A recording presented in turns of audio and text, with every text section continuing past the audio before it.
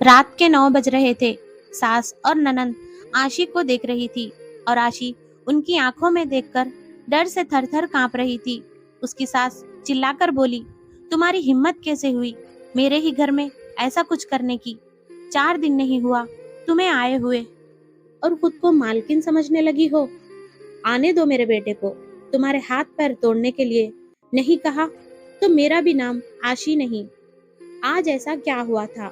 सास जितनी बेरहम थी उतना ही बेरहम अपने बेटे को भी कर दिया था। हर एक नई दुल्हन अपने हस्बैंड के घर आने के लिए राह देखती है, पर आशी वो तो उसके हस्बैंड की राह कभी नहीं देखती थी, क्योंकि वो अपने हस्बैंड से बहुत डरती थी। मन ही मन में ऊपर वाले से कह रही थी कि उसका हस्बैंड आज घर पर आए ही नहीं। पर जब तक उसका हस्बैंड घर पर ना आ जाए तब तक उसकी सास उसे खाना नहीं देती थी। उसकी जालिम सास ने किचन तक को ताला लगा रखा था। ऐसा क्या हुआ था कि आशी को इस तरह का दुख दे रही थी? और आशी का हस्बैंड ऐसा बर्ताव क्यों करता था कि नई दुल्हन होकर भी वो अपने हस्बैंड की राह नहीं देखती थी? आशी की शादी 5 महीने पहले हुई थी। आशी के माँ बाप नहीं थे। 12वीं की पढ़ाई होते ही उसके चाचा चाची ने उसकी शादी करवा दी। आशी की जिम्मेदारी से उसके चाचा चाची छूट गए। उसकी चाची ने उसकी शादी के बाद मैके को भी नहीं बुलाया। उसकी शादी करके वो उसे भूल चुके थे। आशी के ससुराल में उसके साथ हस्बैंड, सास और ननंद रहते थे। ननंद की एंगेजमेंट हो चुकी थी और उसकी शादी जल्द ही होने वाली थी। छोटी सी फैमिली थी। आशी सुकून और अपनेपन का ख्वाब लेकर घर में आई थी, पर सपना तो सपना ही होता है। हर वक्त ख्वाब सच होना मुमकिन नहीं होता। उसका भी सपना सपना ही रह गया। आशी की उम्र 18 साल थी और उसके हस्बैंड की उम्र 30 साल थी। दोनों के बीच में 12 साल का गैप था। सास ने आशी के लिए 10 रूल्स बनाए रखे थे। सुबह 4 बजे उठकर पूरे घर की सफाई करना, बाद में नहाकर किचन में जाना, हमेशा सर पर पल्लो रखना, सबके खाने के बाद ही खाना खाना। ऐसे और भी कितने कायदे सास ननद ने आशी के लिए बनाए थे। आशी को ये कायदे पूरे करने ही पड़ते थे। पर अभी उसकी उम्र ही क्या थी? उससे अगर भूल भी हो जाती तो उसका हस्बैंड, सास या फिर उसकी ननद उसे सजा देते। उसे मारने में भी कोई कमी नहीं रखते थे।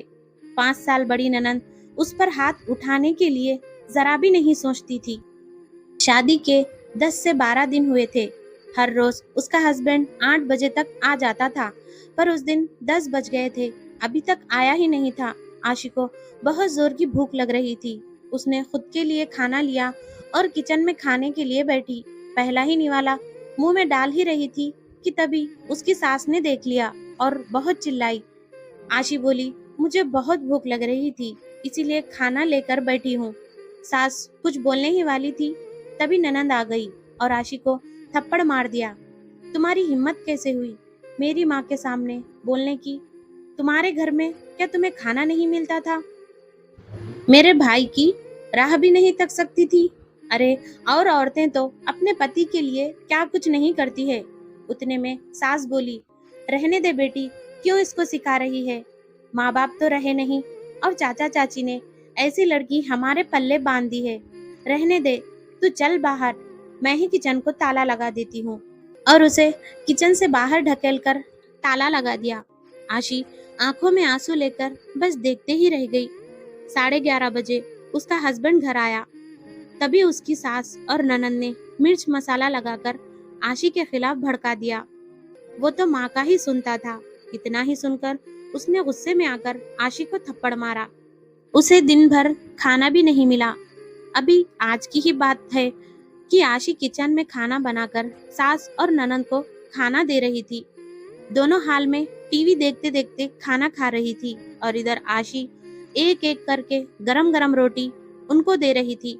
आज सुबह आशी को सिर्फ एक ही रोटी उसकी सास ने खाने को दी थी। आशी को बहुत जोर की भूख लग रही थी, पर उसका हस्बैंड तो 10 बजे के पहले आने वाला नहीं था। उससे भूख बर्दाश्त नहीं हो रही थी। सास और ननंद के खाना खाने से पहले आशी ने जल्दी से रोटी अपने पल्लों में बांधकर रख ली। किचन को ताला लगाने से पहले। फिर जब माँ बेटी का खाना होने के बाद उन्होंने आशी को बाहर निकालकर किचन को ताला लगा दिया और दोनों अपने अपने रूम में आराम करने के लिए चली गई। उसने पल्लों में बांधी हुई रोटी निकाली और रोटी वैसे ही बिना सब्जी के साथ खाने लगी। रोटी खाते खाते उसकी आंखों से आंसू बह रहे थे। उसका दिल इस बात के लिए रजामंदी नहीं दे रहा था, लेकिन वो करे तो क्या करे, ये भी उसे समझ में नहीं आ रहा था। ठीक उसी टाइम उसकी सास कोई काम के लिए वहां आई और उसने आशी को रोटी खाते हुए देख लिया। बस फिर क्या था, तमाशा चालू हो गया और इस वजह से आशी ऊपर वाले से दुआ कर रही थी कि आज उसका हस्बैंड घर पर ही ना आए। क्या पता आज वो क्या करेगा। शादी के बाद इनके ही सामने खाना खाया था, तब भी थप्पड़ मारा था, पर आज तो रोटी चुरा कर खा रही थी। थोड़ी देर बाद उसका हस्बैंड घर पर आया तो आशी का दिल जोर जोर से धड़कने लगा। डर के मारे पसीने से भीग गई। कुछ ही मिनटों बाद अचानक से उसके हस्बैंड की जोर से आवाज आई, जल्दी बाहर आओ। आशी डर कर थर थर कांपते हुए बाहर आई और देखी तो सास अभी भी शेर की तरह उसको देखकर गुर्रा रही थी और ननंद दिल ही दिल में मुस्कुराकर देख रही थी और उसका हस्बैंड, उसकी आंखें खून जैसे गुस्से से लाल हो गई थी। जैसे ही आशी उसके हस्बैंड के सामने आई, उसने उसके बालों को पकड़कर जोर से ढकेल दिया। आशी जोर से चिल्लाई। फिर उसने बोला, तेरी इतनी हिम्मत हुई कि तू अपने ही घर में चोरी करती है? रुक, तुझे तो मैं अभी दिखाता हूँ। बोलते बोलते उसने अपने कमर का बेल्ट निकालकर आशी को मारने लगा। आशी जोर जोर से रोते हुए, दर्द से चिल्लाते हुए उसकी माफी मांग रही थी, पर उसके हस्बैंड को और घर में रहने वाली औरतों को उस पर जरा भी रहम नहीं आया। आशी से दर्द बर्दाश्त नहीं हो रहा था। तभी उसने उसके हस्बैंड को धक्का दिया और घर के बाहर भागने लगी।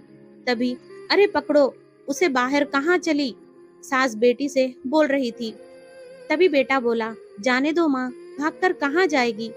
कहाँ उसे पालने के लिए उसके मैके वाले हैं जो उसे संभाल लेंगे। आएगी वापस घूम के यहीं पर, जाने दो उसे। पहले मुझे खाना दे दो, बहुत भूख लगी है। माँ ने बेटे को खाना दिया और आज भी सभी खाने के लिए बैठे, लेकिन आशी की याद किसी को भी नहीं आई। थोड़ी देर बाद आशी घर में आई। उसे देखकर तीनों हंसते हंसते उसके सामने खड़े हुए। आ गई क्या वापस महारानी? क्या हुआ, मैके वालों ने घर में नहीं लिया? सास ने उसे ताना मारा। तभी हस्बैंड उससे बोला, जब तक तुम मेरे पैरों पर अपनी नाक नहीं रगड़ती, तब तक मैं तुम्हें घर के अंदर आने नहीं दूंगा। मुझे धक्का देकर चली गई थी ना? तभी ननंद बोली, हाँ भैया, इतनी जल्दी से इसे माफ मत करना, नहीं तो कल को ये हमारे सर पर चढ़कर नाचने लगेगी। ऐसी लड़की का क्या भरोसा? अरे भरोसा तो अभी हमें तुम पर नहीं रहा, जो अपनी भाभी का सम्मान नहीं कर सकती, वो लड़की हमारे घर का क्या मान बढ़ाएगी। अचानक आशी के पीठ के पीछे से ननंद के होने वाले ससुर जी की आवाज आई और वो अंदर आए। उन्हें देखते ही तीनों के चेहरे का रंग उड़ गया। अरे समधी जी, आप कब आए? सास सर पर पल्लो लेकर बोलने लगी। उसी वक्त आया जिस वक्त आपकी बहू रास्ते से डर कर इधर से उधर भाग रही थी। अच्छा हुआ अभी तुम्हारा असली चेहरा हमें दिख गया। मैं आया नहीं होता तो हमारा घर कब की बर्बाद हो गया होता। अगर ऐसी बहू हमारे घर आई होती।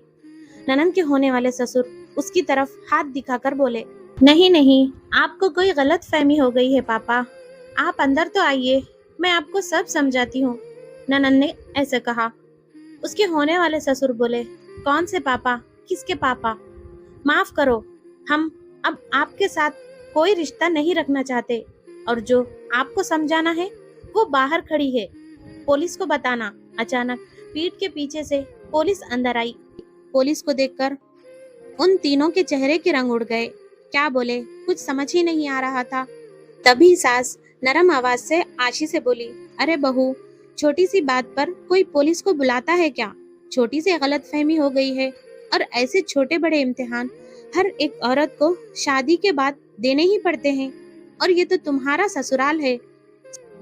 ससुराल वालों की इज्जत रखना तो तुम्हारा फर्ज है बेटा। फिर आशी ने बोला, माफ कीजिए सासू जी, मुझे ऐसे इम्तिहान देने का कोई शौक नहीं है।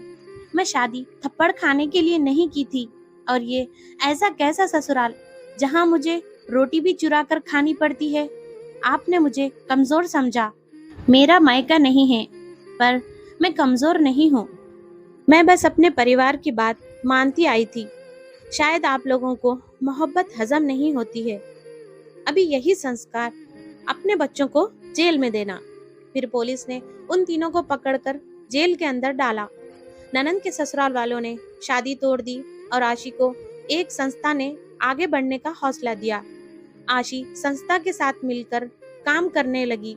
लोगों के घर में होने वाली घरेलू हिंसा के बारे में समझाती, हिम्मत देती और उन्हें अपना कदम उठाने के लिए कहती। उसने अभी सही मायने में जिंदगी की नई शुरुआत की।